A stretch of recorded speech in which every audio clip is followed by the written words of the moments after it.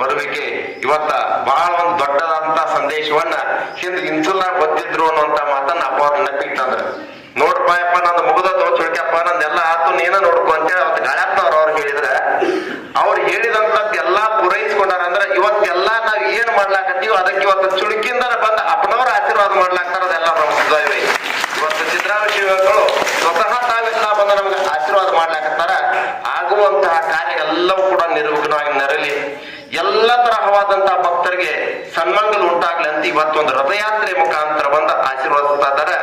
ಹಿಂದ ರೇವಪ್ಪನವರು ಚುಳ್ಕ್ಯಾಪ್ಪನವರು ಗಾಳಪ್ಪನವರು ಕೂಡಿರ್ತಿದ್ರ. ಇವತ್ತ ಗಾಳಪ್ಪನವರು ಚುಳ್ಕ್ಯಾಪ್ಪನವರು ಇಬ್ರು ಇಲ್ಲಿ ಎಲ್ಲರ ಕೂಡಿವಿಪ್ಪ ಅಂದ್ರ ಇವತ್ತ ಅಪ್ಪನವರು ಕೂಡ ಚುಳ್ಕ್ಯಾಪ್ಪನವರು ಒಂದು ವಿಶೇಷವಾದಂತ